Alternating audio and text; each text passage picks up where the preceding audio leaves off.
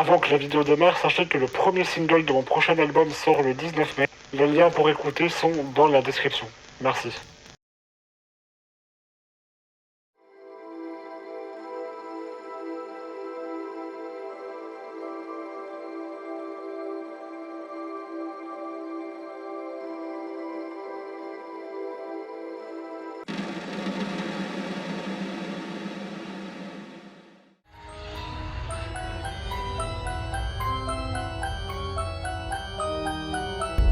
Quand j'étais en primaire, la cour des grands n'était remplie que de petits merdeux qui jouaient au foot très bruyamment.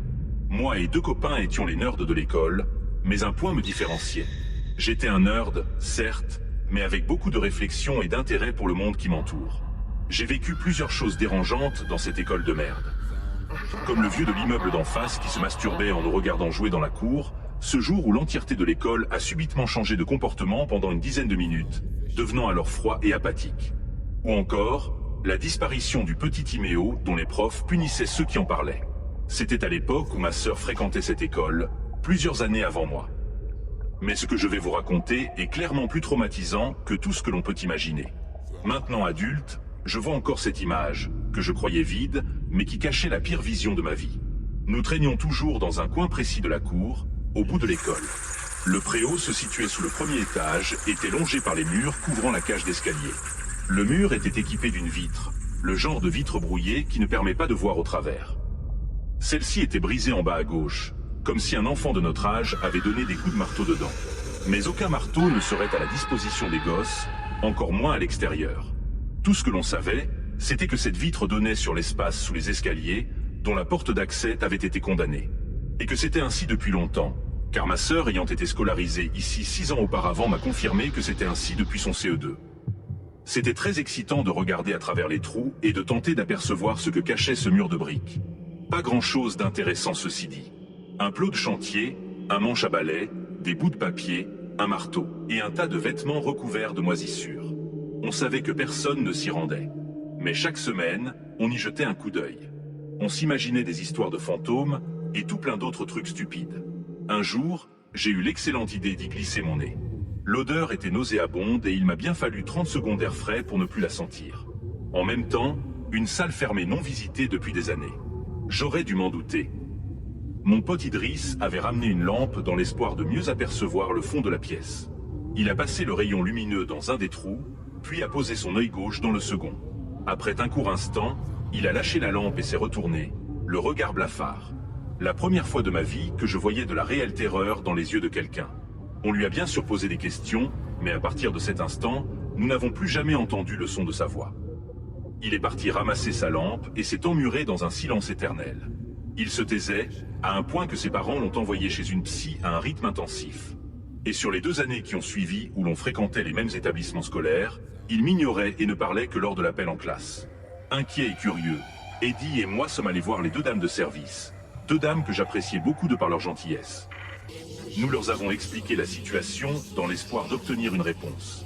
Face à 2 gamins de 9 ans en détresse, la première a trouvé drôle de se foutre de notre gueule en nous disant qu'ils y enfermaient les enfants passage, les laissaient mourir puis se décomposer là pour nourrir les cafards.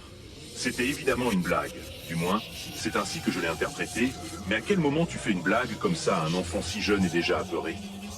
En revanche, la deuxième, habituellement calme et douce, était beaucoup plus froide et nerveuse.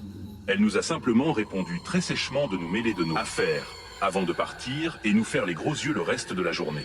1 an plus tard, lors de notre dernier jour de CM2, alors que je jouais aux cartes avec Zoé, la fille dont tous les sales nerds de mon genre étaient amoureux, j'ai remarqué qu'Idriss parlait avec Eddie, suffisamment bas pour que je ne puisse pas entendre une décibel de sa voix. Eddie m'a dit en sortant qu'Idriss lui avait confié un secret et que donc, il ne m'en parlerait pas.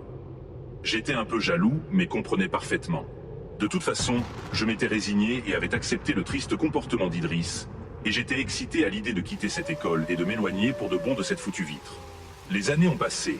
Arrivé en 4e, Idriss avait déménagé depuis 2 ans et il commençait à sérieusement me manquer. Mais j'étais tout de même heureux. En août, Zoé et moi nous sommes mis ensemble, et très vite, j'ai rencontré son père. Un homme adorable connu dans la petite ville, car il était urgentiste vétérinaire. Un jour, je lui ai raconté cette histoire et lui ai décrit cette odeur insoutenable. Selon lui, il s'agissait du cadavre d'un rongeur. Il m'a expliqué que l'odeur de la mort est différente pour chaque espèce, humain compris. Un chien n'aura pas la même odeur qu'un chat, etc. Celle que je lui ai décrite lui était inconnue, mais selon lui, au vu du lieu et de son contexte, c'était probablement un corbeau ou un rat.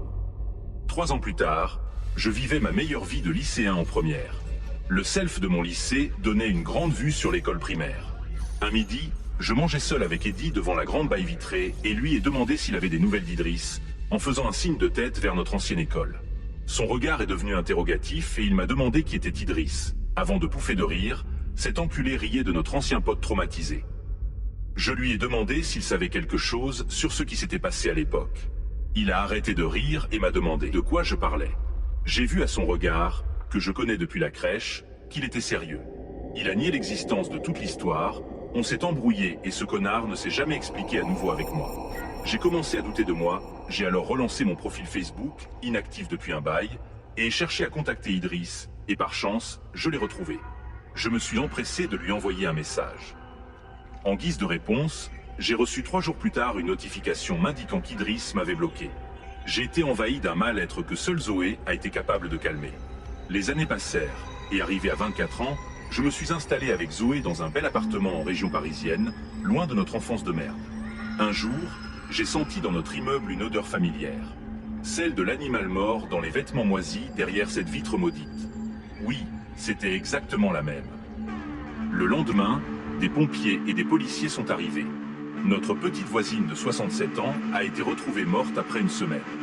Une migraine s'est emparée de moi quand j'ai réalisé que cette odeur, que je connaissais depuis l'enfance, était celle d'un cadavre humain. J'ai tourné mon cerveau dans tous les sens, avant de réaliser que, par conséquent, sous ce tas de vêtements moisis fusionnés avec le sol, ce n'était pas un animal.